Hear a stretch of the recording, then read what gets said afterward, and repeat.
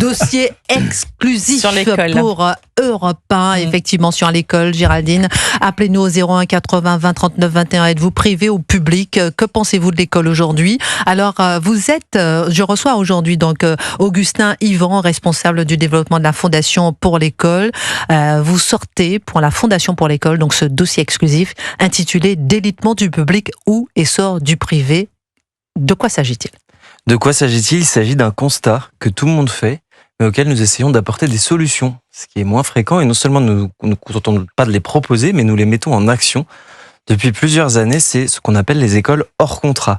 Concrètement, cet essor de la société civile, puisque c'est ça le hors contrat en réalité, tente de répondre aux constats qui ont été évoqués précédemment. J'ai écouté l'émission avant de venir et je vois bien que à l'école, la sécurité notamment est un enjeu majeur, mais aussi bien sûr le niveau, qui est catastrophique. PISA, Teams, je vous refais pas tout ce qu'on a entendu l'année dernière, mais derrière lequel en fait les décideurs politiques changeant tous les 6 mois quand c'est pour le mieux, et les 6 ministres en 3 ans, je veux dire, on peut pas faire mieux. Il est difficile d'avoir un fil rouge et une politique stable. Donc la société civile s'est érigée en association la plupart du temps pour gérer des écoles hors contrat. Elles sont 2612 à la rentrée de 2025. Et ces écoles hors contrat ont pour vocation de proposer des pédagogies diverses qui répondent aux besoins des parents. Donc en creux, qu'est-ce qui se dessine? Les bonnes recettes dont l'éducation nationale parfois s'inspire, mais que le plus souvent, malheureusement, elle combat. Et c'est ce que nous avons voulu sourcer à travers une enquête approfondie auprès de nos écoles qui ont répondu évidemment largement. Elles sont très contentes qu'on parle d'elles, puisque la plupart du temps, le seul écho qu'elles trouvent, c'est les inspections, parfois agressives. Et puis, la méfiance. Déjà, le terme de hors contrat, qui dit hors contrat, dit un peu hors de contrôle, alors qu'en réalité, elles n'ont jamais été autant contrôlées. Donc, je suis très content de pouvoir parler de ce qui marche dans ces écoles-là et qui vraiment, c'est ce qu'on a voulu montrer à travers ce dossier, contribue à un renouveau qui est expérimenté de plus en plus. Donnez-nous quelques chiffres, mon cher Augustin Yvan, sur la baisse démographique, la crise du recrutement, la crise financière, les causes du délitement de l'éducation nationale, la chute du niveau. Avec plaisir, même si malheureusement les chiffres ne sont pas très joyeux, puisqu'il y a quand même un contexte auquel on n'échappe pas, c'est la baisse de la démographie, premier point. On se rend compte que pour cette année, il y a 92 000 élèves de moins, et en 5 ans, il y a 805 000 élèves qui ont entre guillemets disparu, dans le sens où ils ne sont pas nés, puisque les courbes, ça y est, c'est officiel, se sont inversées en juillet. Il y a plus de décès que de naissances en France. Et puis, en plus de ça, forcément, en conséquence de quoi, plutôt, le ministère a annoncé la fermeture de 5000 classes, dont certaines, malheureusement, dans des cantons où il ne fait pas bon être un élève. Je pense notamment... Des classes publiques, hein? Des classes publiques, absolument. Je pense à l'Allier. Il y a un petit village à Autry-Issard qui se bat depuis avril pour garder sa classe unique, parce que qui ait 2 enfants ou 30, il faut quand même les scolariser. L'éducation nationale a décidé de fermer cette classe et la mairie mène un combat courageux. Et c'est pour pallier ce manque de l'éducation nationale que les écoles hors contrat se développent, puisque elles ne sont pas basées sur les fonds de l'État. Un chiffre intéressant là qui va plus concerner le coût, c'est un peu la thématique de la rentrée, les finances, donc c'est intéressant d'en parler. Il faut savoir que dans le public, dans l'enseignement public, un élève coûte 9 710 € à l'État et à ses collectivités. Un élève du privé sous contrat, donc les grands établissements qu'on connaît, coûte 4 200 € à l'État, et les parents apportent le complément. On a beaucoup d'appels, beaucoup de questions. On continue à en parler avec vous, Augustin Yvan. Je rappelle que vous êtes sur Europe 1, et je rappelle que vous êtes donc secrétaire responsable du développement de la Fondation pour l'école. On a Adeline, on a Annie, beaucoup de personnes nous appellent sur ce sujet.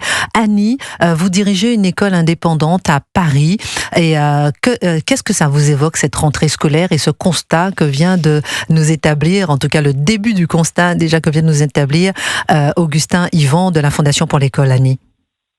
Bonjour. Je suis entièrement d'accord avec lui, mais je pense aussi qu'il y a un travail à faire au niveau des programmes et au niveau de l'organisation des classes. Je vois, moi, je faisais à IPCOM des prépas, puis le lycée, et puis je me suis attelée au collège, et je vois bien que même au collège, au niveau, les enfants n'ont pas de base et n'ont pas de méthodologie. Et donc, on fait beaucoup de contenu, on fait beaucoup de choses comme ça, sans passer par les fondamentaux, c'est-à-dire la méthodologie, et puis aussi un savoir-faire en collectivité, c'est-à-dire accepter l'autorité du professeur, parce que c'est une autorité du savoir. Et Annie, comment vous expliquez qu'on n'est pas capable de faire la même chose dans le public ? Parce qu'il y a eu une sorte d'égalitarisme. On ne veut plus que les élèves travaillent à la maison, par exemple. Et donc, en fait, les élèves n'apprennent pas justement à être autonomes, à réfléchir, à travailler par eux-mêmes, puisque le travail jusqu'en collège, on fait très très peu de travail à la maison. Et puis les professeurs sont un peu débordés par le nombre d'élèves et donc ils ont du mal à travailler individuellement dans un groupe. Or, ce qui fait la force de nos écoles indépendantes, c'est ces effectifs réduits et cet engagement des professeurs vis-à-vis des élèves. Très intéressant votre témoignage, chère Annie, qui dirige donc l'école indépendante IPECOM à Paris. On va prendre le témoignage d'Adeline, 45 ans, parce que elle est ancienne professeure des écoles et elle dit que vous avez été, Adeline, vous dites que vous avez été plusieurs fois menacée, que le niveau n'a fait que baisser et que vous ne pouviez pas être exigeante dans le public.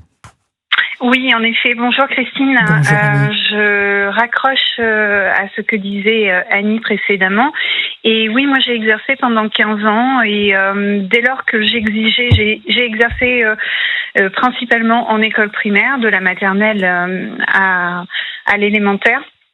Et dès que j'étais confrontée, dès que je passais à une certaine exigence des élèves, comme par exemple en CP, pouvoir écrire droit sur une ligne, dès que je m'acharnais entre guillemets, je m'acharnais. Je mets des guillemets au mot acharné, mais dès que j'avais cette exigence-là, elle était traduite et interprétée par les familles comme de la maltraitance.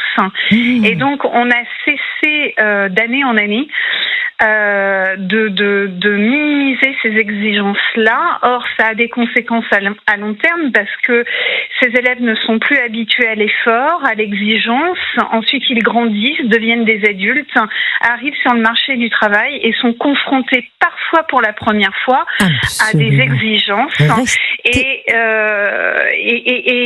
ils le vivent extrêmement mal. Et restez avec nous, Adeline, parce que ce témoignage nous parle beaucoup. On est stupéfait par ce que vous êtes en train de nous raconter, ce qui se passe vraiment à l'école. Adeline était avec Christine. Nous en ligne et pendant la petite pause, Éric Tegner était en train de réagir au propos d'Adeline. Qu'est-ce que vous disiez ? Je trouvais formidable ce qu'elle disait, parce que c'est vrai que souvent on a l'impression que les jeunes, quand ils arrivent sur le marché de l'emploi, c'est la première fois qu'on leur demande de travailler. Ils peuvent avoir l'impression de découvrir. Et c'est vrai qu'il n'y a aucune habitude à l'engagement et du coup, pas à la souffrance, mais à l'exigence. Moi, j'étais hors contrat toute mon enfance, de la 6e à la terminale. J'étais en pension pendant 3 semaines. Je pense qu'avec le scoutisme, c'est vraiment ce qui m'a formé. Je remercierai jamais autant mes professeurs. Et je vais vous dire, j'étais un enfant trouble. Je me suis déjà fait renvoyer du collège, etc. Mais heureusement que c'était très ferme et très dur. Parce qu'en fait, on a besoin d'avoir ce niveau d'exigence. Sinon, on n'est pas prêt. Vous avez réussi là aujourd'hui. Non, mais je sais quand. Christine, vous vous contentez de peu, c'est terrible. Mais je sais que si j'échoue, je vais me relever. Excellente réponse. Et c'est ça qui compte. Excellente mais vous avez, il rit pas une seule seconde, ce gars-là. Quand on parle de mon enfance, non. Éric Tegner, c'est comme quand on parle de votre âge, tellement raison. Si, et Géraldine Amont, qui est avec nous, là, nous m'expliquait que vous avez été enseignante et vous pendant avez 2 ans et demi, 3 ans, oui. Dans 2 ans et demi, 3 ans, et dans le privé, sous contrat. Oui. Et alors, comment ça se passait ? Eh bien, ça se passait très bien. Moi, j'ai adoré. Alors, j'étais contractuelle, donc on m'a embauchée pour être devant une classe plusieurs classes de 38 élèves. Vous étiez même professeur principal. Professeur principal, exactement, en 3e. Ça s'est très bien passé, mais j'ai constaté quelque chose, c'est qu'il y a trop de bienveillance. Malheureusement, maintenant, c'est pas de vague. De la sanction, eh bien, faut faire exactement attention à ce qu'on fait, à ce qu'on dit aux élèves. On peut plus mettre de 0, figurez-vous. Le 0 sanction n'existe plus. Des élèves qui me rendaient pas leur travail, je n'avais pas le droit de mettre de 0. Et surtout les parents aussi. Mais alors dans tous les milieux sociaux, je pense que c'est la même chose. C'est que le professeur est décrédibilisé en fait. Et en fait, je pense que maintenant, ce qui est très important, c'est que les parents doivent travailler main dans la main avec les professeurs, sur les professeurs principaux. Moi, les parents de mes élèves avaient mon numéro de téléphone, en fait. C'est qu'ils m'appelaient s'ils avaient besoin. Moi, je leur envoyais des messages si j'avais besoin. Il y avait une communication, en fait. Pour moi, c'est hyper important.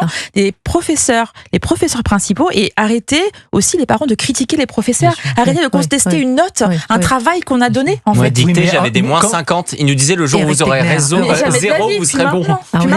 Non, mais quand vous dites bienveillance, c'est pas de la bienveillance. C'est même pas du laxisme. C'est une renonciation à l'éducation. On ne rend pas service aux enfants. On va demander à Adeline si elle est d'accord. Non, mais Adeline, vous êtes en c'est ligne la avec formation à la victimisation. Oui. C'est ça. Vous êtes d'accord avec ce que dit Marc Menon, ce que dit aussi Géraldine Amont, une renonciation à l'éducation? En fait, c'est des petits renoncements, comme l'expliquait Géraldine Amont. C'est des petits renoncements qui forgent au fur et à mesure des années des cohortes d'élèves à ne plus être confrontés à la frustration, confrontés aussi, pardon de le dire, c'est vrai que ça fait pas plaisir sur le coup, mais confrontés à l'échec. Et un échec ne veut pas dire qu'on échoue. On apprend dans l'échec. On a besoin des échecs. On en a besoin pour pouvoir grandir, pour pouvoir se dire, ok, là, j'ai mal fait, mais c'est pas grave, je vais remonter et je vais reprendre un autre chemin pour réussir. En fait, on amalgame des termes tels que la bienveillance, tels que l'égalitarisme, et ça détruit, pardon de le dire comme ça, mais ça détruit les efforts, les exigences qui ensuite, ces gamins-là, ils sont vraiment confrontés à ça des années après et ils ne comprennent absolument rien. Incroyable votre témoignage, Adeline. Pourquoi la société, ça leur paraît même violent, si vous voulez. Ce que je peux entendre, puisqu'à partir du moment où on n'a jamais été confronté ni à l'échec, ni à des exigences, eh bien, on reçoit très mal. Oui, exactement. Merci pour votre témoignage poignant, Adeline. Je rappelle que vous êtes ancienne professeure des écoles, que vous avez été plusieurs fois menacée, que le niveau ne fait que baisser et que vous ne pouvez pas être exigeante. Merci pour votre témoignage. On a en ligne Jean-Philippe, 64 ans, qui nous appelle de Toulouse. Bonjour Jean-Philippe. Votre fils a 32 ans. Il est professeur des écoles et vous allez nous témoigner qu'il a la boule au ventre. Juste avant, je voulais entendre Gabrielle Cluzel, parce que Gabrielle Cluzel est mère de famille. Elle va nous donner aussi son témoignage par rapport à cette, on peut dire cette opposition peut-être privée-publique. Par rapport à l'opposition privée-publique, oui, ça c'est intéressant. C'est vrai que moi je voulais revenir sur ce qu'a dit Augustin Yvan, parce que il faut se rendre compte que ces écoles hors contrat sont nées de la volonté de parents. De parents qui se sont dit non mais là c'est juste plus possible, parce qu'il y avait l'école publique, il y a l'école sous contrat, mais qui est souvent ficelée par ce fameux contrat et qui est loin de pouvoir faire tout ce qu'elle veut. La volonté de parents. Et donc il y a des parents qui se sont dit il faut absolument qu'on fasse autre chose, qu'on crée quelque chose pour nos enfants. C'est des gros sacrifices. C'est pas la volonté politique, c'est pas la volonté du gouvernement. Non, exactement. Ouais. Et il faut se rendre compte que pour eux ça a été des sacrifices, en temps, en investissement, mais aussi financiers, parce qu'ils n'ont pas d'aide. Alors ces écoles, on voit bien, elles se débrouillent pour que finalement ces élèves coûtent moins cher qu'un enfant dans le public. Moi, il me semble que si on avait un gouvernement pragmatique et humble, il se dirait pourquoi ça fonctionne ? Pourquoi aujourd'hui ces écoles sont plébiscitées par beaucoup de parents ? Peut-être qu'il y a des recettes, peut-être que même sur le plan économique, il y a des recettes qu'on devrait appliquer, mais ils en sont incapables, ils n'ont qu'une idée, c'est de les persécuter pour casser le témoin qui montre que d'autres recettes sont possibles. Excellente analyse de Gabrielle Cluzel sur Europe 1. Augustin Yvan, dans un instant, vous allez nous dire encore, avec ce dossier que vous nous révélez en exclusivité sur Europe 1, de la Fondation pour l'école. D'abord, Jean-Philippe, vous dites que votre fils a 32 ans, il est professeur des écoles, il a la boule au ventre parce qu'il a peur. Peur n'est pas bonjour déjà, peur n'est pas vraiment le terme, il a la boule au ventre parce que il me dit qu'il est dans l'incapacité d'exercer son métier parce que il ne peut pas faire régner l'ordre et la discipline dans la classe. Il y a toujours un ou deux ou trois éléments perturbateurs qui sont incontrôlables, dont les parents sont incontrôlables. La direction, c'est l'omerta totale. Et donc, il me dit, je peux pas travailler. Donc, il a aujourd'hui, c'est un métier. Il a changé sa carrière professionnelle, il a un bac+4 en mesure physique. Il a passé un concours pour être prof. Déjà, il me disait à l'époque, lors du concours, il me dit, mais c'est effarant, le niveau des gens de mon âge qui passent le concours, ils parlent même pas le français, ils écrivent même pas le français, et comme il est prof remplaçant actuellement, quand il a des directives des collègues qui remplacent, il me dit, c'est même pas écrit en français. Alors, quand on parle du niveau qui baisse, c'est normal. Plus le niveau baisse dans l'école, plus le niveau baisse à la sortie. Pascal Praud disait il y a quelque temps qu'il était effaré du niveau des journalistes dans les écoles actuelles de journalisme.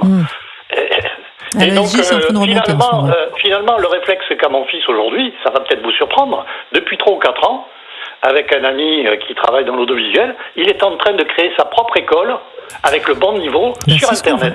C'est ce qu'on va... Augustin Yvan, vous êtes témoin là, c'est vrai, voilà ce qu'on entend. Et ce qu'il espère, c'est d'ici 3, 4, 5 ans, avoir terminé de faire tous ces cours sur Internet, de la maternelle jusqu'au CM2, avec les corrigés, le niveau, l'adaptation, etc., pour en vivre et donner sa démission de l'Éducation nationale. Incroyable, Jean-Philippe qui nous a témoigné sur Europe 1, qui nous appelle de Toulouse. Augustin Yvan, je voudrais réagir de la Fondation pour l'école. Je suis moi aussi ancien instituteur et je me retrouve complètement dans ce que vous avez dit, Jean-Philippe, merci beaucoup. Il faut savoir que 52% des professeurs en France déclarent ressentir un sentiment d'insécurité. C'est notamment ce qu'on recense dans le dossier. On comprend, il y a eu 3 assassinats sur les 5 dernières années, que je reviens pas dessus, mais ils sont tragiques. Il y a des incidents graves à ne savoir qu'en faire. Et concrètement, qu'est-ce qu'on propose pour restaurer l'autorité? On ne propose rien ou très peu de choses. Il y a eu des assassinats dans le privé aussi. Oui, de fait, ça c'est quelque chose qui touche tous les secteurs. Mais le sentiment d'insécurité d'un professionnel du public est très fort, là où dans le privé, et particulièrement dans le privé hors contrat, le lien avec les parents que vous avez décrit, dû aux petits effectifs, dû au fait que les parents choisissent l'école et ils la payent. On parlait d'argent tout à l'heure, 1,27 milliard d'économies grâce aux écoles hors contrat. Donc aujourd'hui, on parle beaucoup d'argent au niveau étatique, c'est intéressant d'y penser. Donc tout ce qu'on a entendu est très intéressant et je pense qu'il faut bien se rappeler que les professeurs sont les garants de l'autorité dans la classe, que si on les dévalorise, les parents et les enfants ne les respecteront pas et la transmission ne sera pas possible. Augustin Yvan, est-ce que tout ne part pas déjà de la cellule familiale? Parce qu'on a beau dire, si le rapport qu'a le parent avec son enfant, c'est aussi détermine le rapport que le parent a avec l'enseignant. Donc les parents sont les premiers éducateurs de leurs enfants et ils délèguent cette autorité à l'école. Alors que ça devrait être l'instruction. Exactement, l'instruction et non l'éducation. Après, c'est vrai, il y a un dicton qui dit qu'il faut tout un village pour éduquer un enfant. Ça, c'est très vrai. L'instituteur et le professeur ont des compétences, même si on parlait de niveau tout à l'heure. La note d'admission dans l'Académie de Versailles, c'est 6 sur 20 pour les concours d'enseignants. Pour vous donner un peu une idée. Marc Menon, vous avez été aussi enseignant. Il y a longtemps. Et alors? Il y a très longtemps. C'était une époque où vous aviez des classes de 45 élèves. Rapidement ensuite. Mais je crois aussi qu'il ne faut pas confondre le désir d'imposer le silence avec de l'autoritarisme. Ce qu'il faut, ce sont des passionnés. Or, aujourd'hui, il y a ce déficit de culture personnelle de l'enseignant. Il arrive en fragilité face à ses élèves. Et il n'a pas le goût de les faire vibrer.